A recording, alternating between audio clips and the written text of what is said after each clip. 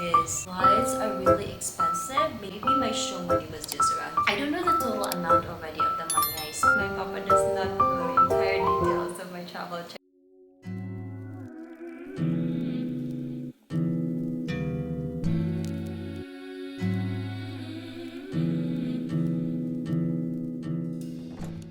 Hello guys! Welcome back to my channel. I'm Jonah, and for today's vlog, I'm gonna be talking about the amount of money I spent during my recent Euro trip.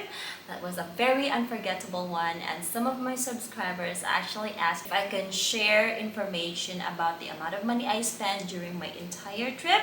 So now it's finally here. I'm going to discuss with you the details and the exact amount. No, not the exact one, but the approximate amount of money that I spent during my Euro trip.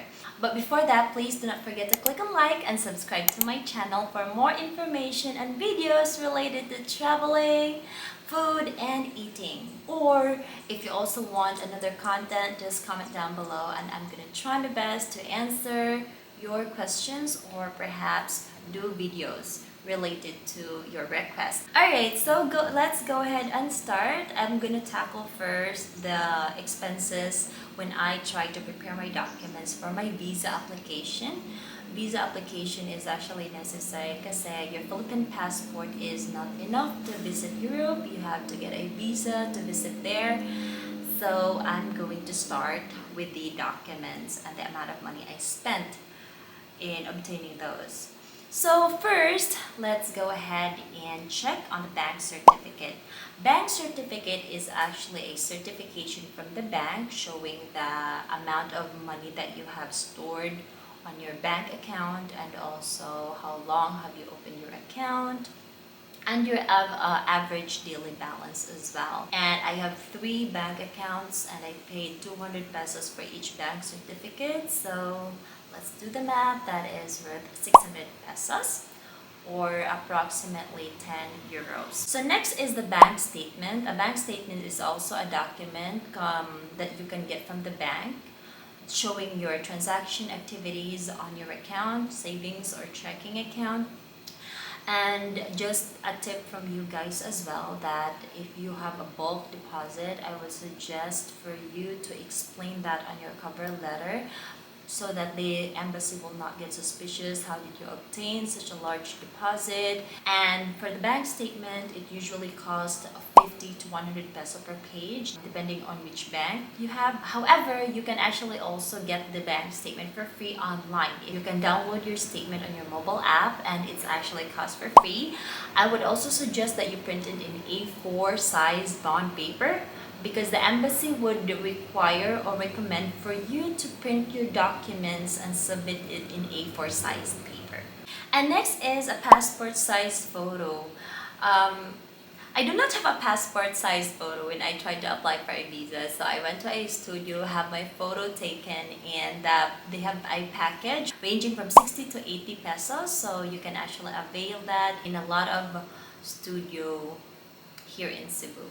COVID vaccine certification. The COVID vaccine certification that I'm referring to is the yellow card that I obtained from the Bureau of Quarantine. You can actually book your schedule on their website, and because they do not accept walk-in guests, and please also prepare with you your passport when you get there, because for some reasons they actually required me to present my passport and I paid 300 pesos for that.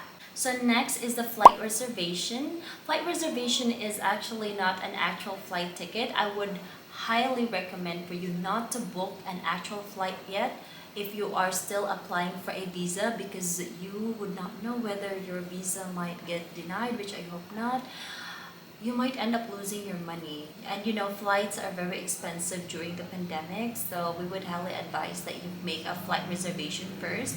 There's a lot of travel agency that offers flight reservation blocking costing around 1,000 to 1,500 pesos. And for me, I was able to contact Jazz Travel. You can check this on their Facebook page. They actually offer flight blocking reservation for approximately that amount. So that, I hope that helps. And this is not a sponsored video. It's just a highly recommended company for me to book your flight reservation. And next one is a travel insurance with COVID-19 coverage. The coverage should be around 30,000 euros, and it actually depends as to how long is your intended stay on the Schengen area or in Europe. And for me, I was able to pay 9,000 pesos for my travel insurance, and that's already good for 30 days of my stay. So the good thing about travel insurance is you can actually request for a refund just in case your visa gets denied. So at least merong babalik sa iyo. Next one is your hotel stay. You need to provide a proof that you have a reservation at a hotel. And there are actually a lot of websites where you can book a hotel reservation with free cancellation or no prepayment needed, meaning to say that you do not have to pay first when you book that. At least you have a documentation to provide to the embassy that you have something to stay in Europe. Yes, that is how it goes. So you don't have to pay for that. It's absolutely for free. Some of those as well, if you selected free cancellation, you have to pay for that first, and afterwards you can cancel that one just in case you change your mind, you have changed your itinerary. I would highly recommend booking.com because from there you can easily filter the search items and you can select no prepayment needed or free cancellation for your convenience. Alright, and next comes the visa fee. I'm going to provide you the approximate amount of the visa fee. I cannot provide you the detailed information because there's actually a lot of services you also pay an extra for having your passport mailed back to you, or there's another fee for paying an alert services if you want to get notified through a text message about the status of your application, so that's a separate fee. However, for me, for the total amount, I did pay approximately 9,000 to 10,000 pesos. Let's just round it up to 10,000 pesos because I requested for that to be mailed to me, so I paid extra. So next is the very common question that I always heard: how much is your show money? Well, as required by the German embassy, they actually did not require, but that was the rule of the thumb, that you are going to set a show money of approximately 100 euro per day. So you have to multiply that to the number of days that you're gonna apply for a visa. So let's say, for example, you are gonna apply for 30 days. So 30 days times 100 euro, which is approximately, let's say, 6,000 pesos per day. However, you should also put extra because you don't want an embassy to suspect that you're going to be exhausting all the amount of the funds that you have. So as for me, I have this personal rule that I'm going to have 10,000 pesos per day. So that's approximately 300,000 pesos. But no, that was actually not the amount that I have in my bank account that time. Maybe my show money was just around 250,000 pesos. However, I also have different credit cards. So that is approximately around, maybe the show money that I got including my credit card is 400,000 pesos. Oh my gosh, my mom would know about this. I think they already know. Okay, so yes, that was the total amount of the show money that I had. And also, you do not have to worry about if you do not have enough, because I've even read on a Facebook group that he was able to get her visa approved with just 180,000 pesos in her account. So it actually depends as to how were you able to convince the embassy, guys, and also the other source of funds that you have. It's not just about how much money is in your bank account or how much money you have on your credit card. You are receiving a deposit regularly on your bank account. That will already suffice as a proof as well that you can definitely afford your trip. So you can provide them a proof of employment or a certificate of employment or your pay slip, so that they would know that this person has a regular source of income. Therefore, they won't suspect if you will not have enough funds for your trip. So next is, after my visa was approved, I then booked a flight ticket, and during the pandemic, flights are really expensive, maybe because of the supply and demand. You know, some airlines actually stopped their flights during the pandemic, so there are limited flights, limited available flights at that time. So I was able to pay around 1,200 US dollars, or that is approximately 72,000 pesos for my round trip from Cebu to Germany with a flight over to Qatar. And next one is my train ticket. If you've watched my previous vlog, you would see that I booked a train ticket from Germany to Switzerland, and I did not explain to you, or I did not tell you how much money I spent for booking that train ticket. That's just one-way train ticket, and that is actually varied. It actually depends on the schedule that you're gonna book, or how many train stops are you gonna get.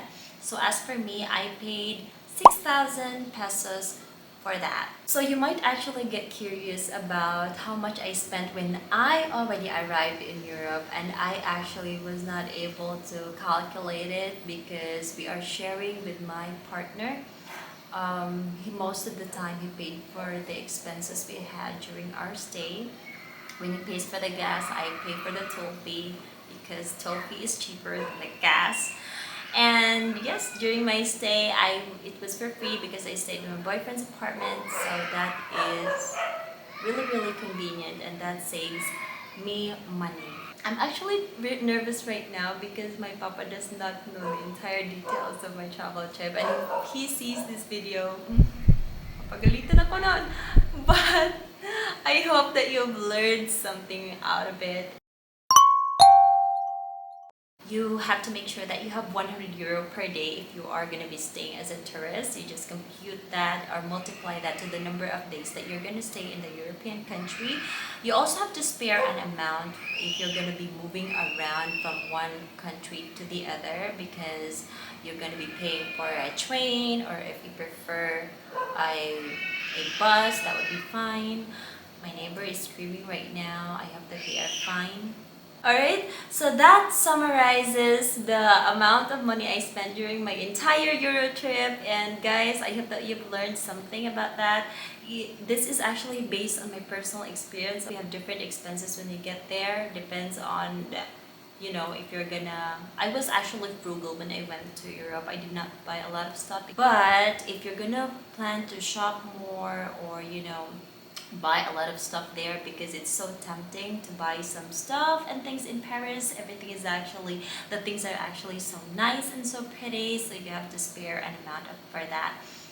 So yes, I hope that you've learned something from this vlog. If you do have questions regarding my video, or if you would like another kind of video like this, please do comment down below, and I'll try to make this another vlog related to my Euro trip and your questions regarding that on a separate video. So once again, my name is Jonah, and I am glad to talk with you guys today. Thank you so much for watching this video. I hope to see you guys on my next videos and get more subscribers, hopefully. So thank you so much for watching. See you guys around.